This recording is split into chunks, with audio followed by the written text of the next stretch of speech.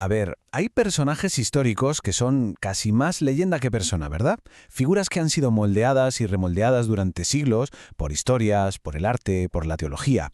Y si pensamos en el mejor ejemplo, ¡buah! Creo que ninguno encarna esto mejor que el traidor por excelencia, Judas Iscariote. Vamos a meternos de lleno en esta figura, que es de lo más compleja y contradictoria que hay.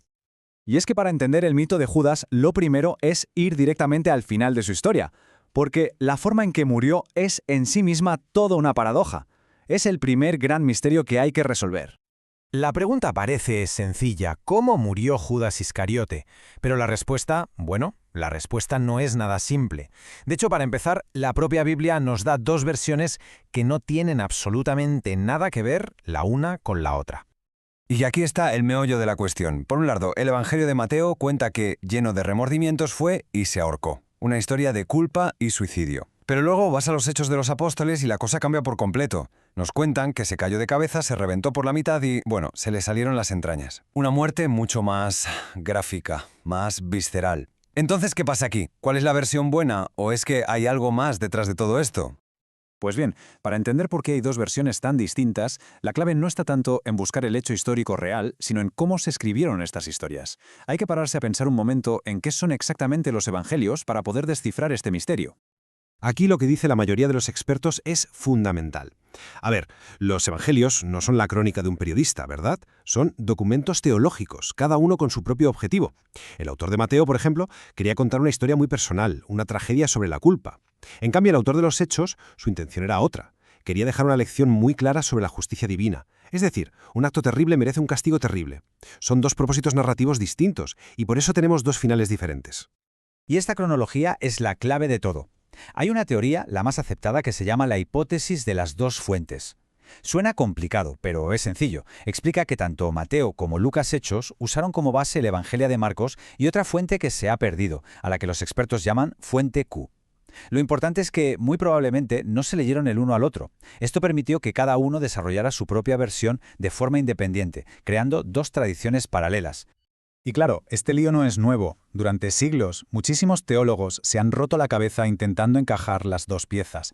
La explicación más típica era algo como, bueno, Judas se ahorcó, pero luego la cuerda se rompió, el cuerpo cayó, y como ya estaba descompuesto, pues reventó. Un intento de crear una sola historia para salvar la contradicción. Esto nos da una idea de lo problemático y a la vez fascinante que ha sido siempre este doble final. Vale, dejamos un momento la Biblia y damos un salto a la literatura. Porque la figura de Judas, desde luego, no se quedó quieta en el pasado. Siglos más tarde, alguien la rescató y la transformó para usarla de una forma, bueno, totalmente nueva y sorprendente. Estamos en la España del siglo XVII, y el gran escritor satírico Francisco de Quevedo necesita una voz, un portavoz, para criticar sin piedad a la sociedad y a sus enemigos. ¿Y a quién elige? Pues ni más ni menos que a Judas. Y aquí se ve la genialidad y la audacia de Quevedo. Le da la vuelta a todo. Pone en boca del propio Judas un argumento que te deja helado. Que si él vendió a Jesús fue para salvar al mundo, un mal necesario. Y encima se compara con los hipócritas de la época, diciendo que ellos, al venderse a sí mismos, sí que están destruyendo el mundo. Es una inversión moral total, una bocetada de crítica social que la verdad sigue resonando hoy en día. Así que, ¿cuál es el truco? Que Judas deja de ser solo el traidor de la Biblia para convertirse en lo que se podría llamar un flagelo verbal. Pasa a ser una herramienta literaria, una especie de altavoz para las críticas de Quevedo. Un justiciero que, desde el mismísimo infierno, viene a poner en su sitio a los vivos. Bien, hemos visto al Judas de la Biblia y al de la literatura. Vamos ahora con el Judas del arte. ¿Cómo se ha pintado al traidor a lo largo de los siglos? Porque, como ya se pueden imaginar, su imagen tampoco ha sido siempre la misma. Para nada. 30 monedas de plata. Este número es, bueno, es el símbolo absoluto de la traición. Es el punto de partida, el ancla visual sobre la que se va a construir toda la imagen de Judas en el arte. Con el tiempo, los artistas crearon una especie de código visual para que, al ver un cuadro, se supiera al instante quién era Judas. Por ejemplo, la túnica amarilla, el color de la traición, el pelo rojo, que en la Edad Media se asociaba a lo demoníaco, y, cómo no, la bolsa con el dinero. Pero hay algo más oscuro. Muchas veces se le pintaba con rasgos semíticos muy exagerados, mezclando la figura del traidor con prejuicios antisemitas terribles. Todo en él estaba pensado para gritar: «Este es el traidor». Esta evolución se ve clarísima aquí. En la Edad Media, Judas es prácticamente un demonio.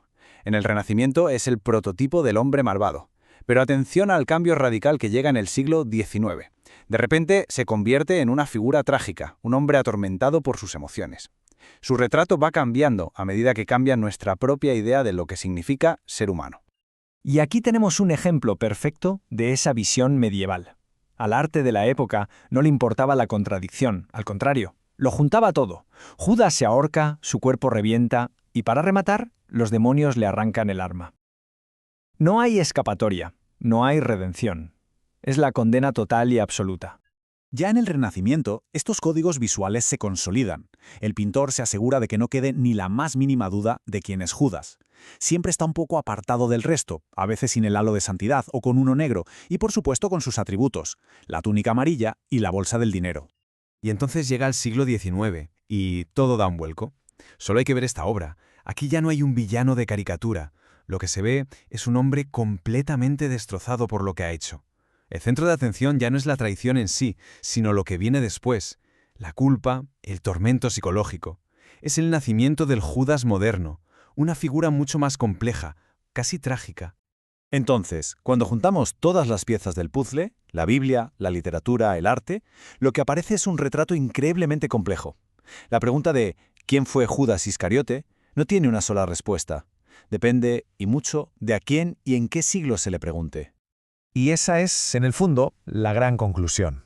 La figura de Judas no es algo fijo, es un espejo. Un espejo en el que cada época se ha mirado para explorar sus propios miedos, sus propios valores. Ha sido el demonio medieval, el látigo de Quevedo contra la hipocresía, el alma torturada del romanticismo.